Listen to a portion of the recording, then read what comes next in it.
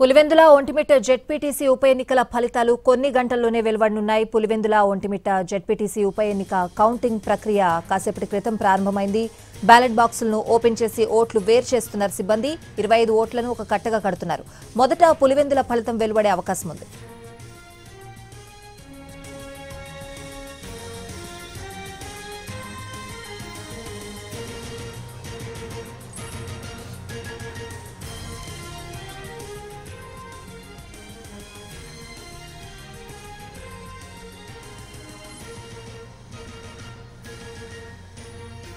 Pulivendula Vontimitta ZPTC ఉప ఎన్నికల ఫలితాలు కొన్ని గంటల్లోనే వెలువడే అవకాశాలు అయితే కనిపిస్తున్నాయి. పూర్తి అప్డేట్స్ అడిగి తెలుసుకుందాం. కడప నుంచి మా ప్రతినిధి రమేష్ ఉన్నారు. రమేష్, ప్రస్తుతం కౌంటింగ్ ప్రక్రియ ఏ విధంగా సాగుతోంది? స్వాతి, ఉదయం 8 గంటల నుంచి ప్రారంభమైనటువంటి జెడ్పీటీసీ ఎన్నికల కౌంటింగ్ అనేటువంటి కొనసాగుతూ వస్తుంది. ఇప్పటికే మనం చూసుకోవచ్చు, బ్యాలెట్ బాక్స్ లో ఉన్నటువంటి ఓట్లన్నింటినీ కూడా వేరు చేసినటువంటి పని అయిపోయింది. ఇప్పటికే కట్టలు అంటే ఒక 25 ఓట్లు చొప్పున ఒక్కొక్క బండిల్ అనేటువంటి ప్యాకింగ్ జరుగుతూ వస్తుంది. అయితే ఈ ప్యాకింగ్ కార్యక్రమం అంటే మరి కాసేపట్లో ఫలితాలు కూడా వెల్లడి కానున్నాయి. ఎందుకంటే పూర్తిగా ఈ మనం చూసుకున్నట్లయితే అటు పులివెందుల నియోజకవర్గం పులివెందుల జెడ్పీటీసీ జరిగినటువంటి ఎన్నికల్లో 7,000 పైచీలకు మాత్రమే ఓట్లు పోలేనటువంటి సందర్భంగా ఇప్పటికే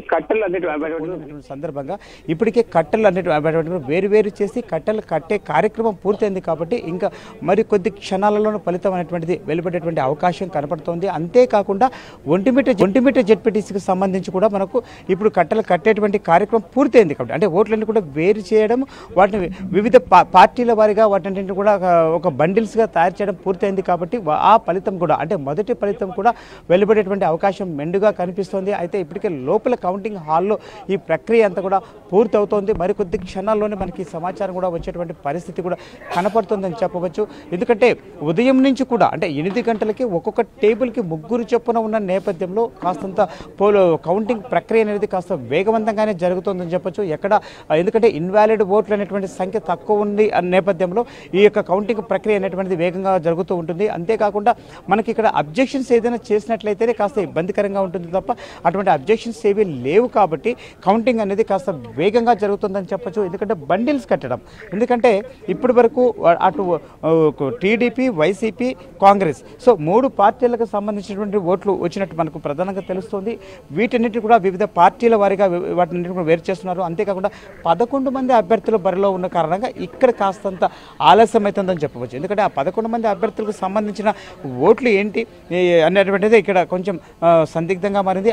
అవి కాస్త తేలినట్లయితే వెంటనే కౌంటింగ్ ప్రక్రియ అయిపోయి వెంటనే ఫలితాలు కూడా వెలువడేదానికి అవకాశం అయితే తొందరగా ఉందని చెప్పవచ్చు. స్వాతి, ప్రస్తుతం మీరున్న కౌంటింగ్ కేంద్రం వద్ద పరిస్థితి ఏ విధంగా ఉంది రమేష్? అంటే అంతా సాధారణ వాతావరణమే కనిపిస్తోందా? స్వాతి, ప్రధానంగా మనం చూసుకున్నట్లయితే 2 జెడ్పీటీసీలకు సంబంధించినటువంటి కౌంటింగ్ అనేటువంటిది మనం ఉన్నటువంటి ఈ సెంటర్లోనే ఏర్పాటు చేశారు. కాకపోతే ఈ కౌంటింగ్ కేంద్రంలోనే 2 హాల్స్ అంటే ఒంటిమిట్టకు సపరేటు, అదేవిధంగా పులివెందులకు సపరేటు. సో 2 కౌంటింగ్ కేంద్రాలను మనం ఇక్కడ ఏర్పాటు చేశారు. 2 కౌంటింగ్ కేంద్రాల్లో కూడా ఒక్కొక్క కౌంటింగ్ హాల్లో 10 టేబుల్స్ అనేటువంటివి ఏర్పాటు చేయడం వల్ల కౌంటింగ్ ప్రక్రియ అనేటువంటిది సజావుగా జరుగుతూ ఉంది. ఎక్కడ ఎటువంటి అవాంఛనీయ సంఘటనలు అయితే చోటు చేసుకోలేదు. ఒక పీస్ఫుల్ వాతావరణం మధ్య ఇక్కడ ఎన్నికల కౌంటింగ్ అయితే జరుగుతుందని చెప్పవచ్చు. స్వాతి, మొత్తం ఎంతమంది సిబ్బంది పాల్గొన్నారు కౌంటింగ్ ప్రక్రియలో రమేష్? అలాగే పోలీసులు కూడా ఎంతమంది మోహరించారు? ఏంటి పరిస్థితి? స్వాతి, ప్రధానంగా మనం చూసినట్లయితే ఈరోజు జరుగుతున్నటువంటి ఒంటిమిట్ట పులివెందుల జెడ్పీటీసీ ఎన్నికల కౌంటింగ్ కోసం 100 మంది ఎన్నికల సిబ్బంది ఇక్కడ పాల్గొంటున్నారు. ఎందుకంటే 2 కౌంటింగ్ సెంటర్స్ ఉన్నాయి. 2 కౌంటింగ్ సెంటర్స్లో కూడా ఒక్కొక్క కౌంటింగ్ సెంటర్స్లో 10 టేబుల్స్ ఏర్పాటు చేశారు. సో ఈ నేపథ్యంలో అట్లా ఎత్తుకున్నట్టు అక్కడ 10 టేబుల్స్ ఉంటాయి, అలాగే ఒంటిమిట్టకు వచ్చే కొద్దికి ఇక్కడ 10 టేబుల్స్ ఉంటాయి. సో ఈ రెండింటిని బ్రేక్ చేసుకుంటే ఒక్కొక్క టేబుల్కి 3 చొప్పున 60 మంది పనిచేస్తారు. ఆ 60 మందితో పాటు మనం ప్రధానంగా తీసుకున్నట్లయితే తీసుకుంటే దాదాపు మరో 20 మంది ఇక్కడ మైక్రో అబ్జర్వర్స్ ఉంటారు. ఆ మైక్రో అబ్జర్వర్స్తో పాటు ఎన్నికల యొక్క స్టాటిస్టిక్స్ ఆఫీసర్స్ అంటే ఒక్కొక్క టేబుల్ దగ్గర ఒక్కొక్క స్టాటిస్టిక్స్ ఆఫీసర్. సో ఇలా తీసుకున్నట్లయితే దాదాపు 100 మంది పోలీసుల సిబ్బంది ఎన్నికల విధులు అయితే పాల్గొంటున్నారు. అయితే కౌంటింగ్ కేంద్రాల వద్ద భారీ పోలీస్ బందోబస్తును అయితే ఏర్పాటు చేశారు. ఎందుకంటే దాదాపు 2 కిలోమీటర్ల వరకు మనం తీసుకున్నట్లయితే కౌంటింగ్ కేంద్రానికి 2 కిలోమీటర్ల వరకు 2 చెక్ పోస్టులు ఏర్పాటు చేశారు. ఎందుకంటే ఈ ప్రాంతంలోకి ఎవరు రావాలన్నా మనం ఆ చెక్ పోస్టులను దాటుకొని రావాల్సి ఉంటుంది.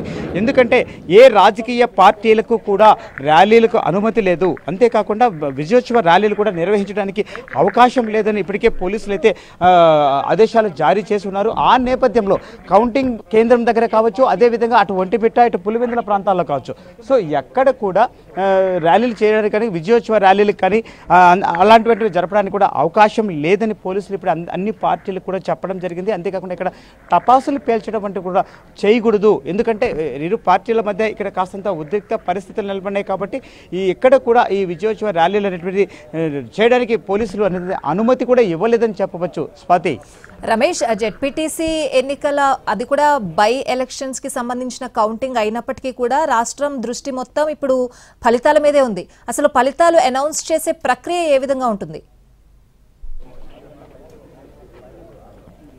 స్వాతిపైన ప్రధానంగా తీసుకున్నట్లయితే అటు పులివెందుల ఇటు ఒంటిమిట్ట రెండింటికి కూడా జరుగుతున్నవి ఈ ఉప ఎన్నికలు రాష్ట్ర వ్యాప్తంగా సంచలనంగా మారాయని చెప్పవచ్చు. అయితే కౌంటింగ్ ప్రక్రియ పైన అందరి దృష్టి కూడా ఇక్కడ జరుగుతున్న కౌంటింగ్ ప్రక్రియ పైన దృష్టి ఉందని చెప్పవచ్చు. ప్రధానంగా మనం చూసినట్లయితే ఉదయం నుంచి కూడా 10 టేబుల్స్కు ఉన్నటువంటి బాక్సులు ఏవైతే బ్యాలెట్ బ్యాగ్స్లలో ఉన్నటువంటి బ్యాలెట్ ఓట్లన్నీ కూడా టేబుల్ పైన పెట్టారు. టేబుల్ మీద కౌంటింగ్ ప్రక్రియ జరుగుతుంది. ఒక్కొక్క టేబుల్కి సంబంధించి ఒక పోలింగ్ స్టేషన్ మాత్రమే ఉంటుంది. ఆ స్టేషన్ ప్రకారము ఆ ఓట్లన్నింటినీ కూడా 25 చొప్పున ఒక బండిల్ చేస్తారు. ఈ బండిల్స్ అన్నీ అయిన తర్వాత అన్ని టేబుల్స్కి అంటే 10 టేబుల్కి సంబంధించినటువంటి ఓట్లు ఏ పార్టీకి ఎన్ని వచ్చాయినటువంటిది ఒక స్టాటిస్టిక్స్ ఆఫీసర్ ఉంటాడు. ఆయన ఆ ఓట్ల సంఖ్యను నమోదు చేసేటువంటి ఫామ్స్లో నమోదు చేసినటువంటి అనంతరం ఈ యొక్క పూర్తి వివరాలు అన్నింటినీ కూడా ఆర్ఓకు సమర్పిస్తారు. ఆర్ఓ 1కి 2 సార్లు క్రాస్ చెక్ చేసిన తర్వాత అంటే ఏ టేబుల్స్లో ఏ పార్టీకి ఎన్ని ఓట్లు వచ్చినాయి, ఈ క్రమ పద్ధతిలో ఉన్నవా, ఇన్వాలిడ్ ఓట్లు ఎన్ని, తర్వాత పోలింగ్ అయినటువంటి ఓట్లన్నీ.